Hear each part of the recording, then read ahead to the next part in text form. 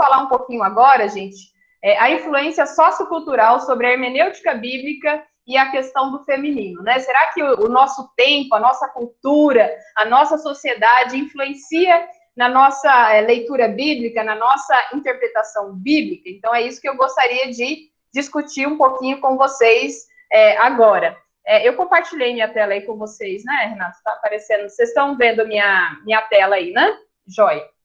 Então, vamos lá, pessoal. Como eu estou dando aula de sociologia esse semestre, eu vou fazer essa abordagem a partir aí de um dos nossos clássicos, que é o Emile Durkheim. A turma do terceiro e quarto ano já conheceu um pouquinho esse autor, que a gente discutiu ele algumas semanas atrás, e eu escolhi, então, um pouquinho dos conceitos, né, 2 conceitos, basicamente, do Durkheim, que eu acho que pode nos ajudar a pensar essa questão que eu estou propondo aí, a influência sociocultural sobre a nossa teologia, sobre a nossa hermenêutica bíblica, tá?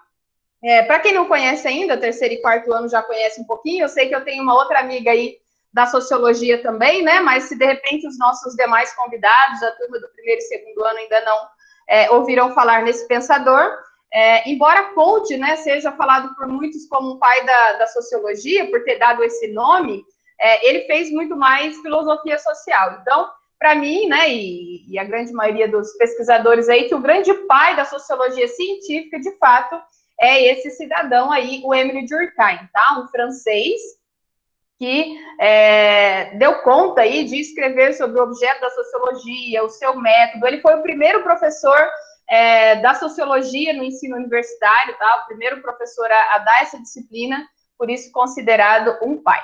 Então, a pergunta é, como a sociologia do Durkheim pode nos ajudar a pensar sobre a questão do gênero, né? Do gênero feminino, tá? Então, essa é o exercício que a gente vai fazer a partir de agora.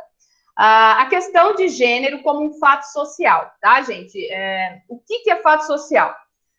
Durkheim, ele dá uma definição aqui de fato social, e eu quero propor que essa questão do gênero feminino e masculino é um fato social, eu não tenho dúvida disso, tá? Mas o que é um fato social, então, para o Durkheim?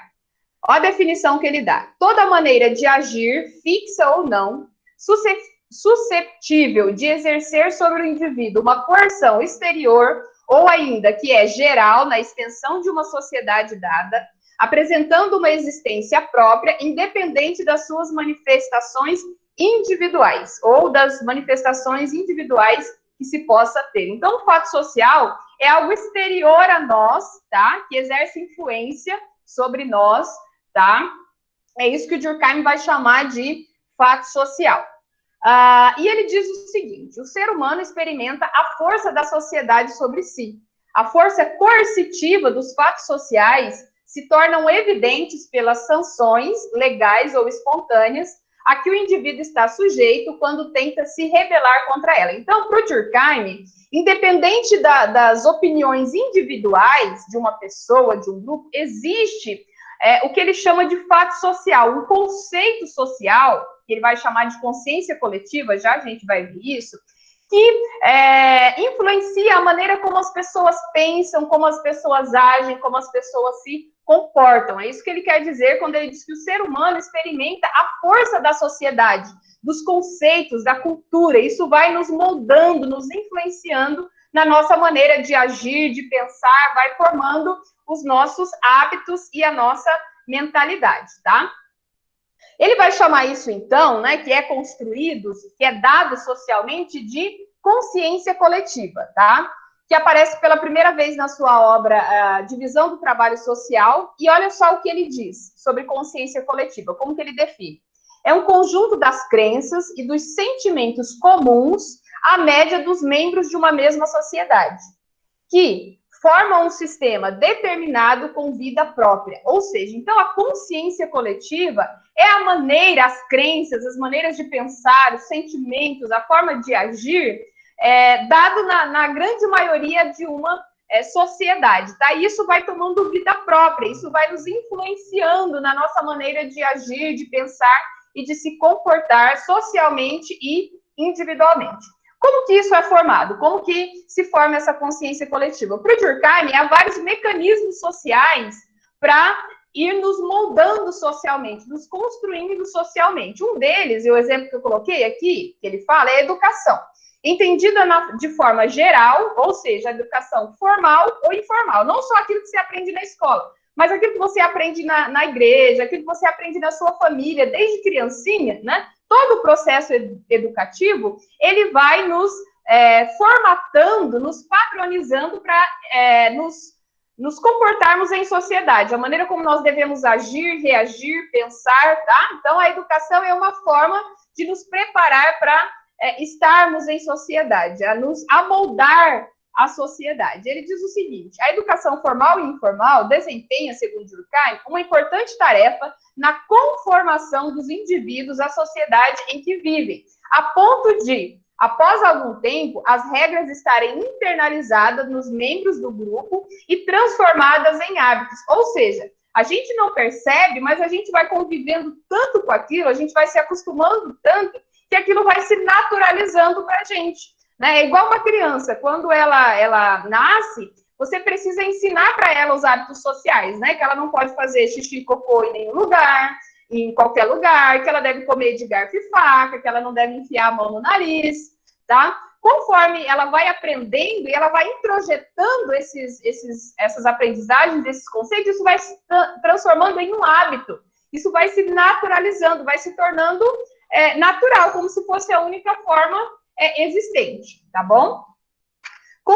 A consciência coletiva, bom, então agora que a gente entendeu o que o Durkheim, né, de maneira muito rápida, é claro, o que ele propõe sobre a consciência coletiva, sobre a maneira como a sociedade nos influencia e nos amolda para determinados comportamentos e mentalidades, ele vai falar o seguinte, aliás, eu vou perguntar o seguinte, será que a consciência coletiva do Durkheim influencia a teologia e a hermenêutica também? O que vocês acham? Será que a gente sofre essa influência até na maneira como nós lemos o texto bíblico e fazemos teologia? Como a gente não tem muito tempo, eis minha resposta. Eu acho difícil negar que a cultura, a sociedade, o nosso tempo, influencia a nossa maneira, inclusive, de olhar para os textos bíblicos, né? A própria discussão que a gente está fazendo hoje. Há alguns séculos atrás, há 200 anos atrás, por exemplo, essa discussão não faria o mesmo sentido, não faria o menor sentido. Né? Hoje ela passa a fazer sentido, né, em função de uma série de fatores aí que o professor Godoy até já comentou, depois a gente pode comentar um pouquinho mais. Mas para o Durkheim, então, as sociedades são organismos em adaptação. As sociedades, embora elas tenham essas consciências coletivas, elas vão se adaptando e se moldando ao longo do tempo. Não é um processo rápido, tá? Claro que agora está cada vez mais rápido, né, que essa tecnologia, mas é um processo que vai sendo adaptado socialmente. Um exemplo disso, gente, na própria Bíblia, no Antigo Testamento, até comentei isso na terça-feira, Antigo Testamento, poligamia na Bíblia era algo muito comum, muito natural, né, Davi, Salomão, né, os patriarcas tinham várias esposas, e daí, sem problema nenhum, tá?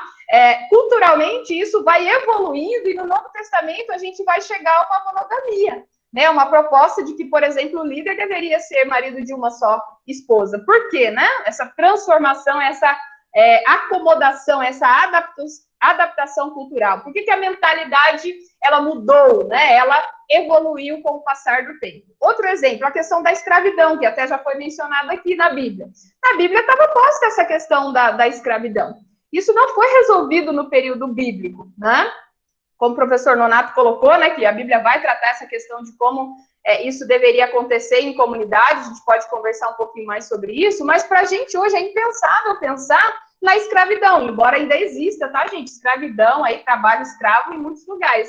Mas para a nossa mentalidade, um cristão escravizar outro, como era no período medieval e antigo, por exemplo, não faz o menor sentido. Mudança, adaptação cultural. Questão do divórcio.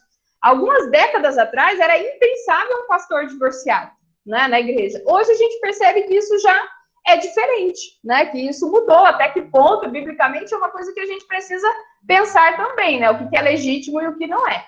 E daí fica, então, a pergunta, mas isso é necessariamente ruim? Essa influência que a sociedade exerce, né, sobre nós, sobre a nossa leitura bíblica, sobre a nossa teologia, será que isso é necessariamente e sempre ruim? Sobre a questão do feminino, por exemplo, a gente percebe claramente que está tendo uma mudança, né? Como a gente já viu, amanhã a gente vai ver um pouquinho mais, no período antigo, os cristãos, líderes cristãos como Agostinho, o Lutero, que o professor Godoy citou, Tertuliano, vai falar que a mulher é a porta do inferno, que as mulheres eram inferior, que elas não tinham alma, que elas eram apenas para procriação ou para o prazer sexual, tem tudo isso, né? Dentro do próprio cristianismo. Só que hoje a gente percebe que essa questão já mudou bastante. Hoje, inclusive, a gente pode discutir se biblicamente é lícito ou não uma mulher ser ordenada ao ministério pastoral, ela poder pregar. Imagina alguns anos atrás, né, pelo menos 200 anos atrás, 300 anos atrás, as mulheres pregarem publicamente, serem pastores, isso nem era uma questão dada. Né? Hoje isso mudou, isso evoluiu. Será que isso é necessariamente ruim? Eu acredito que a gente tem que tomar cuidado, às vezes, com essa influência. Aquilo que a Bíblia trata como normativo e universal, a gente não pode deixar, né, que a cultura transforme. A gente tem que ter essa fidelidade bíblica. Mas eu acho que o nosso critério tem que ser, de fato, bíblico. E muitas vezes não é. Muitas vezes tem a ver com a coerção social, com uma cultura feminista ou machista. Então, pensando nessa questão, será que essa adaptação social que nós estamos vivendo hoje, essa mudança que se tem em relação à mulher no ministério, por exemplo, não pode ser benéfica para a igreja e para o reino de Deus? O professor Godoy já respondeu aí que ele acha que é, né? E eu estou colocando, então, novamente essa pergunta. E eu vou colocar ainda mais uma pergunta para provocar vocês. Será que este tempo que nós estamos vivendo hoje não foi, inclusive, profetizado na Bíblia? Essa mudança, né, que aconteceria nos tempos bíblicos, e depois a gente vai...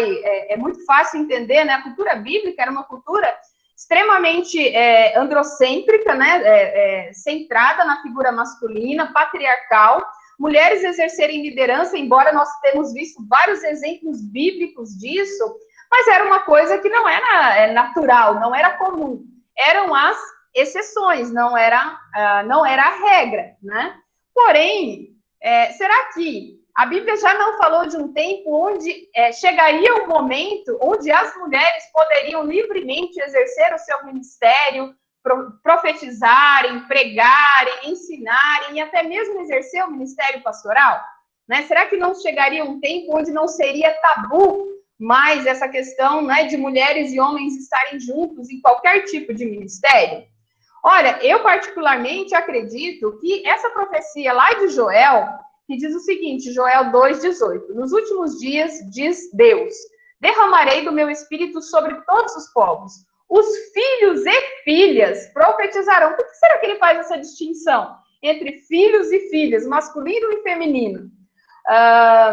Os jovens terão visões e os velhos sonharão, né? Os velhos estão vivendo cada vez mais, podendo sonhar cada vez mais aí, os filhos e filhas, os jovens sendo muito mais valorizados, né, na nossa cultura. Para mim, gente, para mim não, Pedro em Atos, capítulo 2, 16 e 18, ele interpretou essa profecia de Joel como começando a se cumprir no Pentecoste, no dia de Pentecostes. É só, né, a gente olhar lá em Atos, que isso está descrito lá, ele vai interpretar aquilo que estava acontecendo, o derramamento do Espírito, ali no Pentecoste, ele vai interpretar como o cumprimento da profecia de Joel, tá? Quando ele diz, pelo contrário, isso que foi predito pelo profeta Joel, nos últimos dias, diz Deus, derramarei do meu Espírito sobre todos os povos, os filhos e suas filhas profetizarão, os filhos e as filhas, os jovens terão visão e os velhos sonharão. Sobre os meus servos, novamente, né, nos dois gêneros, sobre os meus servos e as minhas servas, derramarei do meu espírito naquele dia, e eles profetizarão.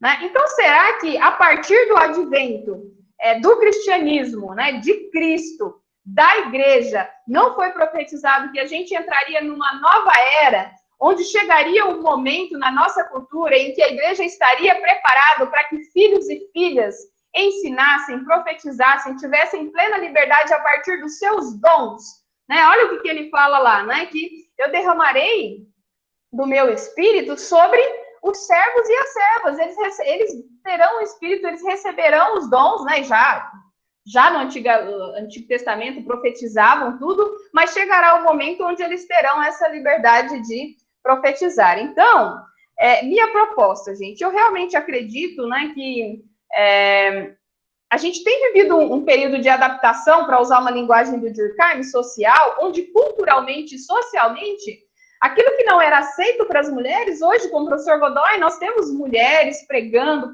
né, pastoreando. A gente tem a pastora Rosângela, um exemplo muito de perto aqui, que vai se formar agora e já está com a ordenação dela marcada pela Convenção Batista, agora para o próximo ano. Ela pastoreia, né? O marido dela não é pastor, mas trabalham juntos na igreja e trabalham isso com muita tranquilidade. Foram reconhecidos pela igreja, né? E agora pela denominação, a ordenação dela. Algum tempo atrás, isso seria impossível. Hoje já é perfeitamente possível. Então, considerações finais a partir disso. Por muitos anos, temos nos apropriado de uma cultura machista. Eu acredito que essa cultura machista, ela influenciou muito a nossa maneira de olhar para os textos bíblicos, tá? Então, apropriando-nos de uma cultura machista para olharmos os textos bíblicos e dar ênfase às suas proibições, que eu acredito que se a gente faz uma boa exegese, eu não acredito que esses textos são de fato proibitivos, universalmente. Exemplo, né, os dois exemplos que eu citei aqui. Que tal olharmos para tantos outros textos e exemplos positivos, já que hoje a gente vive um momento cultural e social diferente, né, que as mulheres têm conquistado, né, muito mais liberdade de liderar, de trabalhar, de serem presidentes, enfim. Que tal a gente fazer o exercício de dar ênfase também a tantos outros textos que incentivam essa liberdade? E eu coloquei aqui só alguns exemplos, tá? Gálatas 3:28. Pois os que estão em Cristo, ou seja, gente, a nova criação em Cristo restaurou aquilo que o pecado, aquela opressão que o pecado trouxe, pelo menos assim, idealmente, né, a partir da transformação da mente. Quer dizer que a dominação acabou? Não, mas em Cristo a gente precisa mudar a nossa mentalidade superando isso. Pois que em Cristo não há judeu nem escravo, aliás, judeu nem grego, escravo nem livre, homem nem mulher, pois todos são um em Cristo. Alguns vão falar, mas esse texto está falando de salvação, que todos são iguais perante Deus. Será? Será que ele não está falando realmente que todos são essencialmente iguais? Então, por que de distinções? Por que algumas coisas para um e para outros não? Né? Por que um judeu e um gentio hoje têm as mesmas regalias na igreja, por exemplo, e um homem ou mulher não? Né? O escravo e livre a gente já não tem mais na nossa cultura. Outro texto que pouco se fala, né? Tem toda uma discussão ali anterior sobre homens e mulheres, cabeça e tal, né? Quem foi criado primeiro. Só que Paulo termina o texto de 1 Coríntios 11:12, dizendo o seguinte: todavia, no Senhor, gente, todavia, olha só, no Senhor, nem a mulher é independente do homem, nem o homem é independente da mulher. Pois assim como a mulher veio do homem, assim também o homem nasce da mulher e tudo vem de Deus. Tá? O relato da criação que a gente falou, né, o professor Eliseu mostrou bastante aqui que Gênesis 1 e 2, o mandato cultural é dado igualmente de governo para o homem e a mulher. Assim como eles não procriam sozinho, o homem não procria sozinho, o mandato para governar, para liderar, para submeter também foi dado para os dois, né? A auxiliadora idônea, igual, da mesma altura, né? Por que a gente não dá mais ênfase, como foi perguntado, por que quase não se falava antes nesse texto? Então, vamos trabalhar mais essa teologia agora. Ela é bíblica, ela está aí, a gente precisa superar, né? Por que a gente não mira mais em exemplos, por exemplo, como Débora lá no Antigo Testamento, gente? Ela era não só uma juíza, ela também profetizava. Deus usou a vida dela para profetizar para o povo de Israel. Né? Ela é uma líder de toda a nação levantada por Deus. Olha lá o texto, está bem claro, eu posso passar isso para vocês depois lá também. Febe é chamada em Romanos como diáconos, uma palavra masculina, um substantivo masculino, que é aplicado a ela, né? Falando que ela é a diáconos da igreja de Cencreia. Essa é a mesma palavra, gente, que é usada para Timóteo. Só que a gente reconhece que Timóteo era um líder na igreja, aí para Febe a gente acha que era menos, que era a diaconisa, que era diferente, porque é a mesma palavra no original. A outra palavra que ela é chamada também é de prostates, né? O professor Rodrigo trabalhou bastante isso com a gente na terça-feira. Prostates é a forma feminina de um substantivo que significa líder, pessoa que preside, que fica à frente. Visto que na forma masculina se referia, quando aplicada ao homem, se referia a um líder. Essa palavra, ela vem de uma raiz, que agora o professor Godoy pode nos ajudar, que eu não vou saber pronunciar essa palavra aí, proestivo, né? Que significa governar e cuidar. Febe, a Febe era uma liderança reconhecida na igreja, né? Inclusive pelo próprio Paulo. Priscila é chamada por Crisóstomo de mestre dos mestres. Já lá no século III, né? Ela ensina Apolo, ela junto com o marido dele. Então, a minha proposta é essa, né? Que culturalmente, hoje a gente tem condições de pegar esses exemplos bíblicos e dar mais destaque, dar mais ênfase nele, por mais que fossem exceções, são exceções, gente, que para aquele contexto cultural falam muito alto, né? Que dão permissão. Então, a minha proposta é que a gente faça essa leitura social e cultural que o nosso tempo está nos permitindo, e eu acho que como igreja a gente vai ganhar muito, o reino de Deus vai ganhar muito se nós fizermos isso.